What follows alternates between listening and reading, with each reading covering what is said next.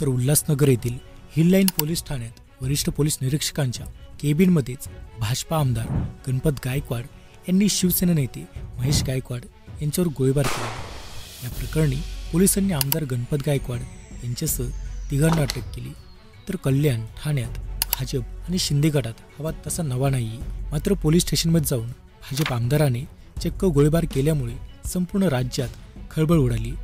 आता यावर सर्वपक्षीय नेत्यांच्या मग प्रतिक्रिया सुद्धा आलेल्या आहेत। शिवाय खुद्द गृहमंत्री देवेंद्र फडणवीस यांनी देखील या प्रकरणात सखोल चौकशी करून कारवाईबाबत आश्वासन हे दिलेले। तर हल्ल्यानंतर महेश गायकवाड हे व्हेंटिलेटरवर आहेत, तर राहुल पाटीलवर ICUमध्ये सध्या उपचार सुरू आहे। तर आमदार महोदय हे जेलमध्ये पोहोचलेले आहेत। मग अशात हे सगळं प्रकरण सुरू कसं झालं, हा वाद नेमका काय आणि पोलीस स्टेशनमध्ये नेमकं काय घडलं, त्याबद्दल डिटेल माहिती या व्हिडिओत आपण पाहणार आहोत। त्यामुळे व्हिडिओला शेवटपर्यंत तुम्ही नक्कीच पहा।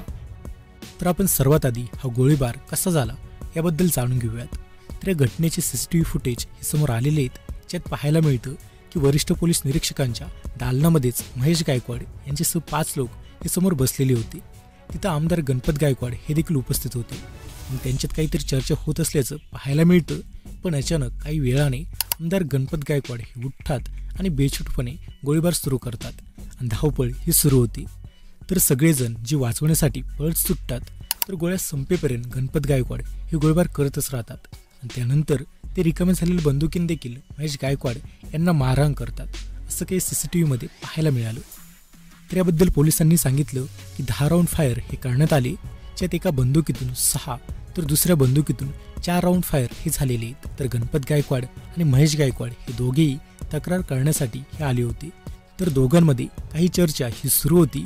त्यावेळीच बाहेर जमाव आल्याने PI बाहेर समजवण्यासाठी गेले होते, पण त्या दरम्यानच अचानक आमदार गणपत गायकवाड यांनी निशाण धरून जीवे मारण्याच्या हेतूने गोळीबार केला। तर दुसरीकडे होय मी गोळीबार केला असं खुद्द गणपत गायकवाडांनी देखील हे सांगितलेले। तर पोलीस स्टेशनच्या दरवाजामध्ये माझ्या मुलाला धक्काबुक्की करण्यात आली आणि या लोकांनी माझ्या जागेवर जबरदस्तीने कब्जा केला होता। या सर्व गोष्टीचा मनस्ताप झाला म्हणून मी गोळीबार केल्याचं गणपत गायकवाड यांनी कबूल केलं। तर माझ्या मुलांना पोलीस ठाण्यामध्येच पोलिसांसमोर मारहाण होत होती, त्यामुळे माझ्यासमोर पर्याय नव्हता। पोलिसांसमोर माझ्यावर जर कोणी हल्ला करत असेल तर माझ्या आत्मसंरक्षणासाठी असं करणं गरजेचं होतं, असं गणपत गायकवाड यांनी सांगितले। त्यामुळे एकूण हा काही प्रकार पोलीस स्टेशनमध्येच पाहायला मिळाला। पण आता मग त्या जमिनीचं नेमकं प्रकरण काय होतं आता हे पाहूयात। तर खरं तर हिल लाईन पोलीस स्टेशनच्या हद्दीतील द्वारली गावात एक जमीन आहे। या 50 गुंठे जमिनीचे मालक एकनाथ जाधव आणि कुटुंबीय आहेत। तर एकनाथ जाधव आणि कन्स्ट्रक्शन कंपनीमध्ये अनेक वर्षांपासून वाद सुरू होते, त्यांच्यात बोलणी सुरू होती। तर याच दरम्यान कंपाऊंड टाकण्यावरून हा वाद झाला। मग याबाबत एकनाथ जाधव यांनी माध्यमांशी बोलताना सांगितलं की कन्स्ट्रक्शन कंपनीशी संबंधित व्यक्ती आणि भाजप आमदार गणपत गायकवाड यांचे संबंध आहेत। 1996 पासून आमच्या जमिनीचे पूर्ण पैसे देण्यात आलेले नाही। तर याआधी 7/12वर आमची नावं होती, मात्र मागील आठवड्यात 7/12वर रांकांचं नाव टाकण्यात आलं। तसंच आम्हाला योग्य मोबदला सुद्धा मिळाला नाही। त्यामुळेच आम्ही महेश गायकवाड यांची भेट घेतली। मग महेश दादा आम्हाला म्हणाले की मी तुम्हाला न्याय मिळवून देतो, पण आता गणपत गायकवाडांनी त्यांच्यावरच गोळ्या झाडल्या। त्यांच्यासारखे नेत्यावर गोळ्या झाडतात तर आम्हाला काय हे लोक सोडतील का? त्यामुळे आम्हाला पोलीस संरक्षण देण्यात यावं, अशी प्रतिक्रिया जमिनीचे मालक एकनाथ जाधव यांनी दिलेली। तर मग याच वादातून तक्रार देण्यासाठी गणपत गायकवाड आणि महेश गायकवाड दोघेही पोलीस स्टेशनमध्ये आले होते, जिथे गणपत गायकवाड यांनी बेछूटपणे गोळीबार केला। दरम्यान पाहिलं तर या घटनेमुळे संपूर्ण कल्याण डोंबिवली शहरात तणावाचं वातावरण निर्माण झालेले। तर मित्रांनो, याशिवाय या वादामागील आणखीन एक कारण पाहिलं तर कल्याण पूर्व विधानसभा मतदारसंघ हा या वादाचं कारण आहे असं म्हटलं जाते। कारण या मतदारसंघात 15 वर्षांपासून विद्यमान भाजपा आमदार गणपत गायकवाड यांची सत्ता आहे। त्यांना शह देण्यासाठी शिवसेनेकडून तयारी सुरू झाली आणि त्यासाठीच शिवसेनेचे शहर प्रमुख आणि खासदार श्रीकांत शिंदे यांचे कट्टर समर्थक महेश गायकवाड प्रयत्न करत होते। तर शिंदे यांच्या शिवसेनेकडून त्यांना उमेदवारी मिळणार असल्याचं आश्वासन हे दिलं गेलं होतं। त्यामुळेच ते गेल्या 2 वर्षांपासून चांगलेच ॲक्टिव्ह झाले, मतदारसंघ पिंजून काढत होते, जनसंपर्क वाढवलेला आणि याच प्रकाराने आमदार गणपत गायकवाड हे अस्वस्थ झालेले असं म्हटलं जाते। तर मग आता सध्या पाहिलं तर पोलीस ठाण्यातच हा गोळीबार करण्यात आल्याने राज्यभरात खळबळ उडालीच आहे।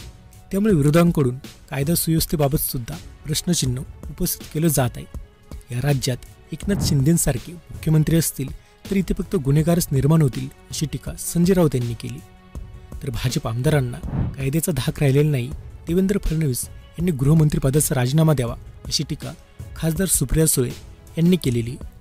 तर दुसरीकडे गोळीबारानंतर गणपत गायकवाड यांनी माध्यमांना दिलेल्या प्रतिक्रियेतून मुख्यमंत्री एकनाथ शिंदे यांच्यावर अनेक गंभीर आरोप केलेले आहेत. एकनाथ शिंदे यांनी आतापर्यंत माझे पैसे बुडवले, मी आमदार निधीतून केलेल्या अनेक कामांचं श्रेय घेण्यासाठी प्रकल्पाच्या ठिकाणी श्रीकांत शिंदे हे जबरदस्तीने आपल्या नावाचा बोर्ड लावतात. तर एकनाथ शिंदे यांनी गुन्हेगारी पोचली आहे.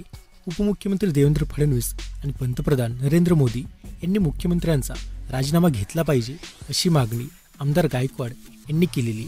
तर मग एकूण अशा काही प्रकारे हे प्रकरण घडलेले आहे, ज्यामुळेच काही नेते हे अडचणीत सुद्धा आलेले आहेत.